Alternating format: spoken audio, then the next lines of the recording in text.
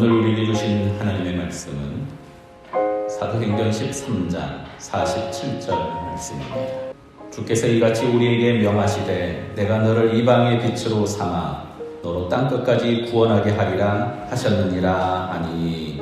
아멘. 우리같이 한 목소리로 47절 한 번 더 읽습니다. 주께서 이같이 우리에게 명하시되 내가 너를 이방의 빛으로 삼아 너로 땅끝까지 구원하게 하리라 하셨느니라 하니. 아멘.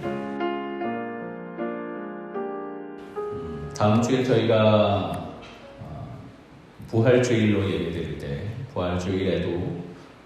부활주일에는 원래 부활절 칸타타를 보통 하는데 저희는 칸타타 대신 특송을 좀 같이 하면 어떨까 생각해 봅니다. 성도들이 마스크 때문에 사실 찬양을 잘 크게 못하는데 원하는 분들이 좀 앞에 오셔서 찬양을 하시고 그 찬양과 찬양으로 좀 설교와 예배를 연결하려고 합니다. 그래서 하나의 긴 콘서트를 보는 마음으로 다음 주일 부활주일 예배를 하겠습니다. 그래서 원하시면 신청해 주시면 감사하겠습니다. 한 분이 내려가셔서 여기에 좀 보일러를 좀 꺼주시면 온도가 좀 정리가 될 것 같습니다. 우리 옆에 있는 분들한테 인사합시다. 원하는 대로 더하시고 이루어 주실 걸 풀릴 걸 믿으며 원더풀 인사합시다.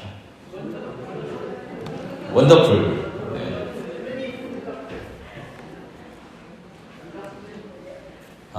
코로나 때문에 별걸 다 합니다. 그렇죠? 우리는 이번 코로나 사태를 지나면서 하나님이 뜸들이는 시간, 이 땅에 교회에 주시는 마지막 기회, 그래서 더 기도하고 처소에서 더 하나님을 찾아야겠구나 생각했습니다. 지난주에는 그발 강가에서 바로 거기에서 포로지에 끌려갔는데 희망을 놓지 않고 30째의 셋째 딸 여전히 기도하고 있는 바로 그 에스겔처럼 바로 이때가 하늘문이 열릴 때요 하나님을 만날 때가 아닐까 생각해 봅니다. 그 놀라운 은혜가 오늘 저와 여러분 가운데 있기를 주님의 이름으로 축원합니다. 나라가 망한다는 건 참 어렵습니다. 우리나라만 어려우면 문제가 아닌데 온 세계가 어렵습니다. 우리나라는 특별히 나오는 자원이 없습니다. 그래서 뭔가 무역을 많이 해야 되는데 온 세계가 꽁꽁 지금 대문을 닫고 있어서 우리나라가 당연히 더욱 어려워질 것이 눈에 보입니다. 이렇게 어려운 시대를 지나는 사람들, 성경에 보면 그런 사람들이 참 많이 있습니다. 특별히 구약에서 가장 어려운 시대를 지나는 사람 중에 한 명이 누구였냐? 바로 이사야 때입니다. 왕족으로 살았고 국제 정세를 잘 아는 사람이었습니다. 가장 타락한 왕 때 활동했었고 하나님이 마침 그때 부릅니다. 뻔히 보입니다. 나라가 기울어가고 예배는 형식적이 되어가고 하나님을 부르고 찾지만 제사를 드리지만 그 안에 중심으로 주를 만나는 사람들이 없습니다.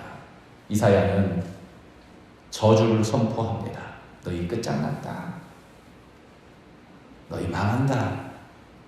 실제로 이사야가 예언하던 시기 BC 722년에 결국 북이스라엘이 망합니다. 망한 거 똑똑히 보지 않냐? 너희 진짜 망한다. 이사야 1장부터 39장까지 수없이 저주를 선포하고 너희 큰일 났다 얘기합니다. 그런데 이사야가 갑자기 돌변합니다. 이사야 40장부터 66장까지 총 27장 이사야는 갑자기 회복의 노래, 희망을 선포하기 시작합니다. 오늘 우리가 읽은 본문 중에 보면요, 앞에 혹시 작은 글씨로 니은이라고 써 있습니까? 그걸 잘 안 보이시더라도 거기 있습니다. 제일 아래 보면은 뭐라고 써 있냐면은 49, 6 이사야 49장 6절 말씀이 그대로 인용되었다는 이야기입니다. 이사야가 40장부터 66장까지 완전히 내용이 바뀌는데 왜 하나님이 너희를 끝장난 너희를 소망을 주고 희망을 주는 줄 아느냐? 오늘 여기 이사야가 하는 얘기를 우리는 귀 기울여 들을 필요가 있습니다. 왜냐하면 지금 이 시대가 이 사태를 지나고 있는 이때가 바로 이사야의 때와 비슷하기 때문입니다. 특별히 이사야가 왜 이렇게 갑자기 소망을 선포하기 시작했느냐? 이사야 42장 1절부터 3절까지 말씀이 아주 중요한 초를 이룹니다. 내가 붙드는 나의 종, 내 마음이 기뻐하는 자, 곧 내가 택한 사람을 보라. 종의 노래라고 말하는 이사야 42장은 이렇게 시작합니다. 그리고 계속 얘기합니다. 내가 나의 영을 그에게 주었은즉 그가 이방의 정의를 베풀리라. 넘어가서 상한 갈대를 꺾지 아니하며 꺼져가는 등불을 끄지 아니하고 진실로 정의를 시행할 것이며 그는 쇠하지 아니하며 낙담하지 아니하고 세상에 정의를 세우기에 이르리니 섬들이 그 교훈을 앙망하리라. 아멘. 이게 이사야의 종의 노래라고 합니다. 이사야가 망해가는 세상, 끝나버릴 것 같은 이 시대를 향하여서 이제 끝장났다라고 말하다가 갑자기 아니다, 그래도 아직 우리에게 소망이 있다 말할 수 있었던 까닭이 뭐냐면 이사야 42장에 있는 종의 노래. 예수님이 이 종된 힘으로 우리를 구원해 주시고 우리를 찾아오시고 우리를 만나 주실 것이기에 우리에게 소망이 있다 선포했던 겁니다. 특별히 여기 소망 있는, 우리에게 소망이 있다 선포하는 것 중에 아주 독특한 표현이 있습니다. 상한 갈대를 꺾지 아니하며 꺼져가는 등불을 끄지 않는다라고 합니다. 당시에 갈대가요, 광야에 가보면 갈대가 몰려 있는 데가 있습니다. 우리가 보는 하늘거리는 갈대가 아니라 한 5m 정도 됩니다. 이런 갈대가 쭉 솟아 있는데 양치기들이 그 갈대를 잘라다가 피리를 불었어요. 그런데 갈대를 잘라다가 피리를 불면 이 갈대가 금방 말라서 못 쓰게 돼요. 그럼 이거 어떡합니까? 그냥 부셔버리고 새로 하면 돼요. 수없이 많으니까. 상한 갈대를 꺾지 않는다라는 말은 이미 쓸모없게 된 건데 더 참고 쓰고 있다는 얘기예요. 꺼져가는 등불, 우리 등불은 지금은 뭐 너무 좋지요, LED로.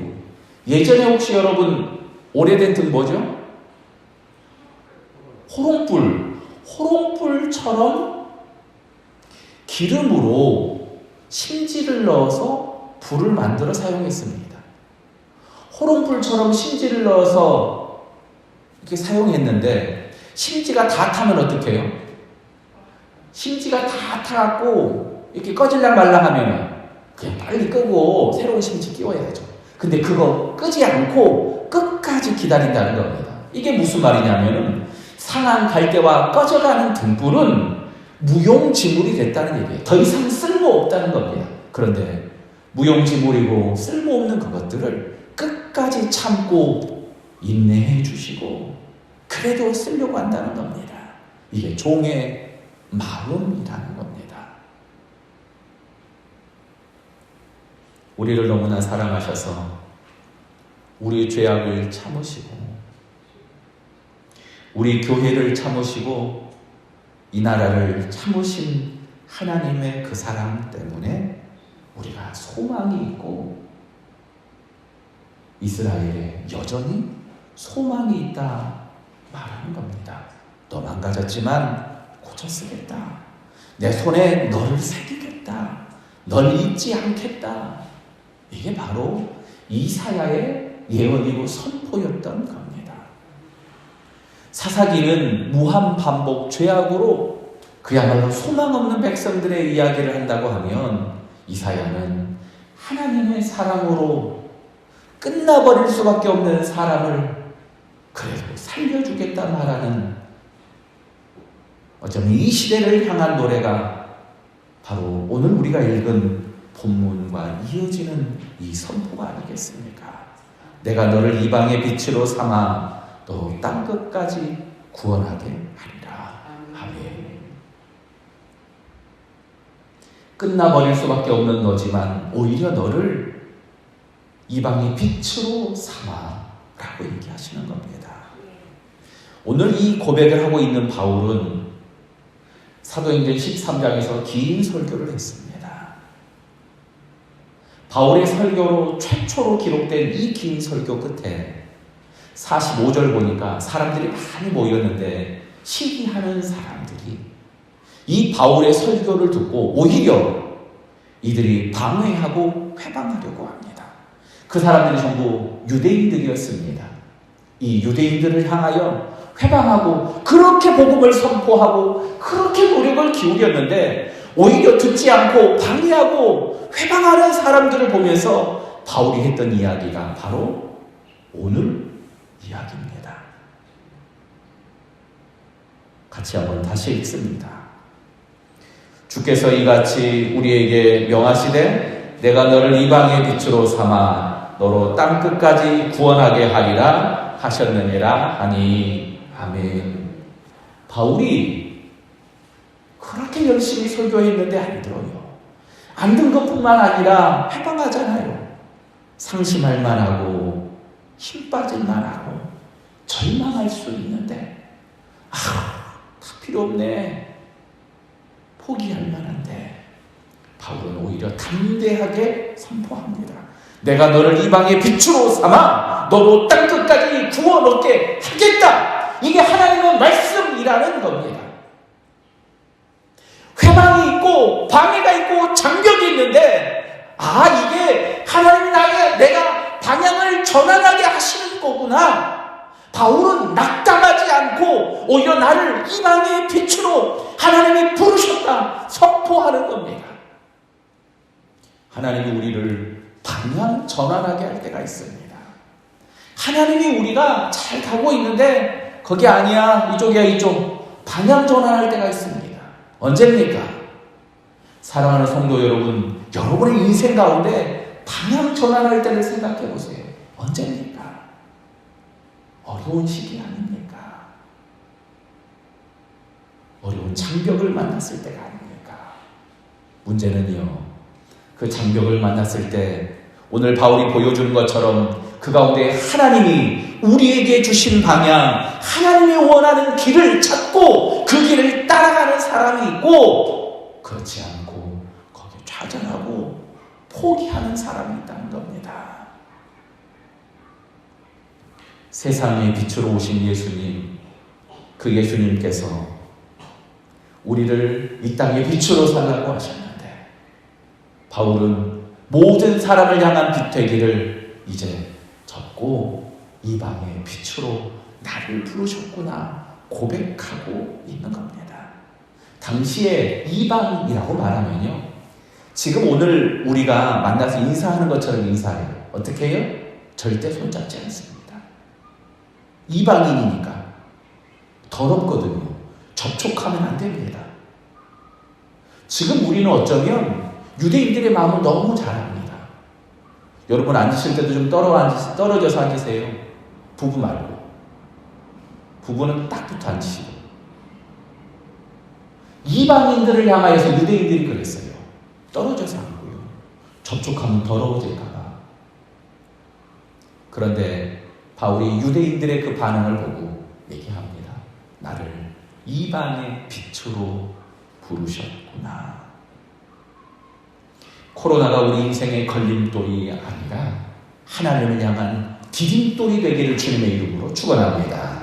우리 인생에 만나는 이 어려운 순간들이 주님을 향한 방향 전환이 되기를 주님의 이름으로 축원합니다. 오늘 우리는 종료주일로 드립니다.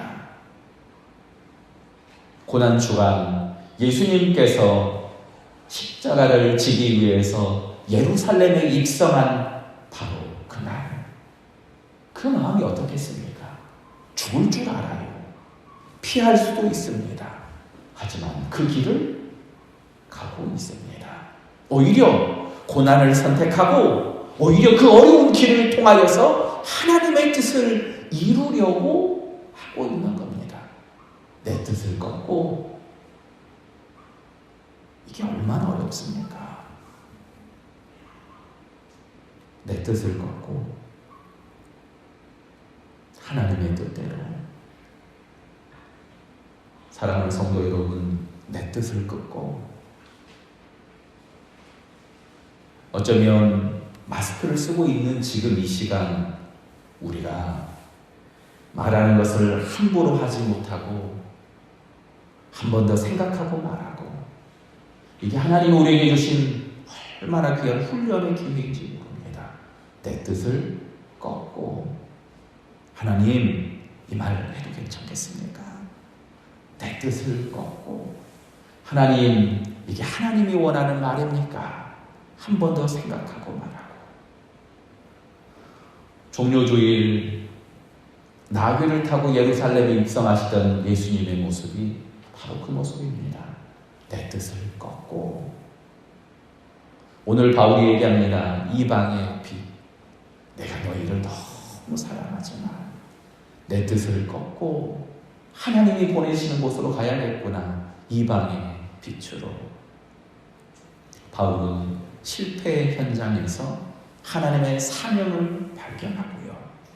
오늘 우리가 읽은 바로 이 한 구절 때문에 복음이 땅끝까지 이르게 되는 중요한 시발점이 되는 겁니다. 코로나가 우리를 좌절하게 할 수는 있지만 하나님을 향해 가는 우리의 뜻을 꺾을 수는 없는 줄 믿으시기 바랍니다. 우리의 눈을 들어 하나님을 발견하기를 주님의 이름으로 축원합니다. 베드로가 3번이나 배반했어요. 혈기왕성한 베드로가 뭐라고 했습니까? 절대로 배반하지 않겠다고 말하지 않습니까? 그런데 3번이나 배반했습니다.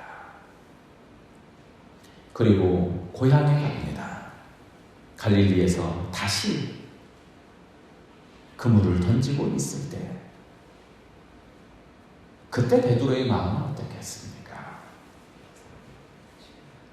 끝나버린 것 같고, 여기가 끝인가? 그렇게 호언장담했는데, 그런데 그때 예수님이 찾아오셔서 베드로를 만나주시며 네가 나를 사랑하느냐 물으시지 않았습니까? 내 마음대로 가고 내 혈기대로 다짐하고 내 뜻대로 살아가던 우리 인생을 회개하며 하나님께로 돌이키는 시간, 바로 그 시간이 고난주간 특별히 이 의미 있는 때인 줄 압니다. 사랑하는 성도 여러분, 여러분 함께 동참해 주세요. 연로하여서 몸이 약한 분들은 안 하시더라도 혹시 할 수 있는 분들은 금식해 주십시오.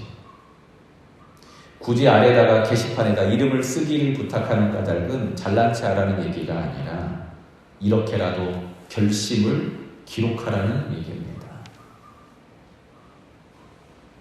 우리는 코로나 때문에 함께 모여 새벽 예배를 어제 저녁까지만 끝까지 고민했어요.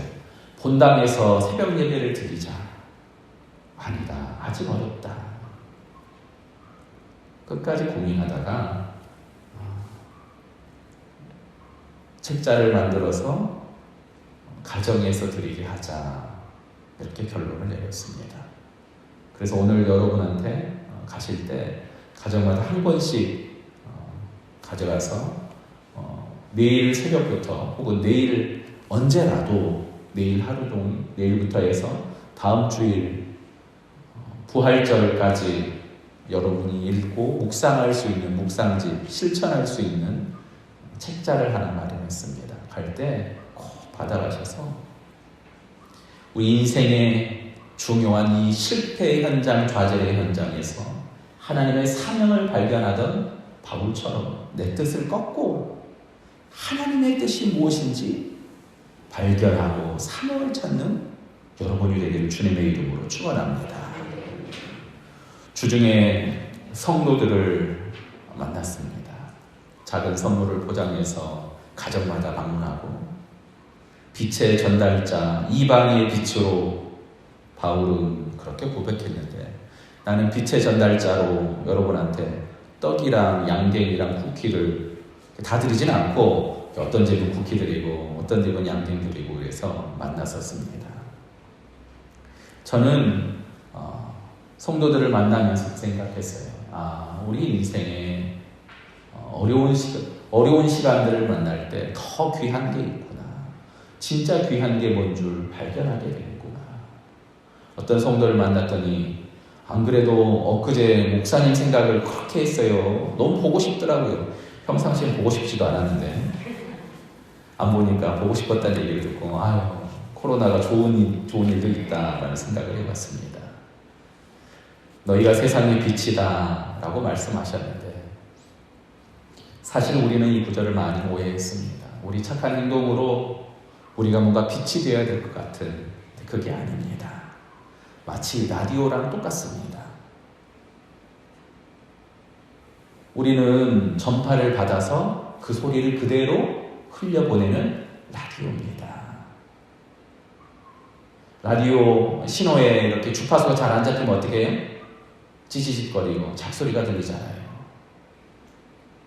고난주간 우리가 그야말로 하나님께 주파수를 맞춰서 우리의 잡소리, 우리의 뜻이 아니라 하나님의 거룩한 음성, 하나님의 사랑의 소리가 여러분의 라디오를 통해서 울려 퍼지기를 주님의 이름으로 축원합니다. 세상의 빛, 그래서 어려운 게 아닙니다. 나를 포기하지 않으셨던 하나님이 너를 포기하지 않고 나에게 기회를 주신 하나님이 오히려 이 어려운 시간을 통해서 이 교회와 이 지역과 이 땅에 기회를 주시는 게 아니겠는가. 코로나 때문에 하늘이 맑아졌어요. 코로나 때문에 귀한 줄 알아요. 코로나 때문에 하나님을 더 간절히 찾아요.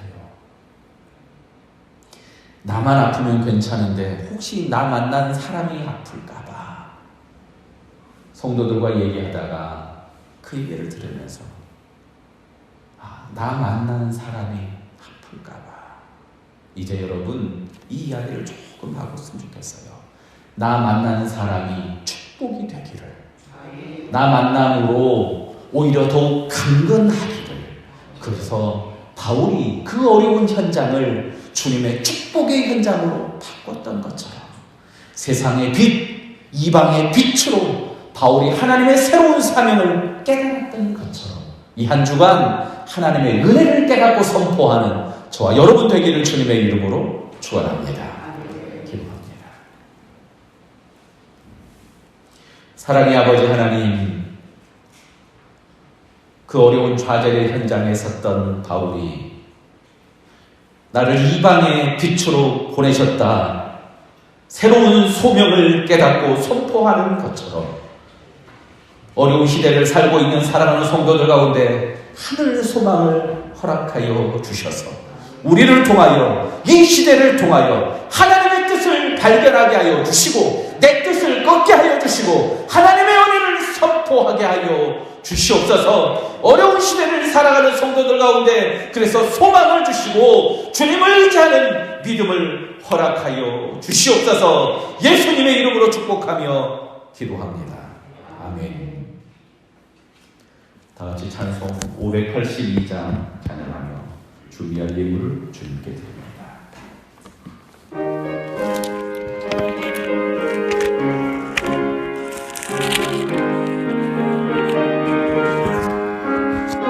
어둠 밤 마음에 잠겨 역사의 어둠 짙었을 때에 계명성 동쪽에 밝아 이 나라 연연히 왔다.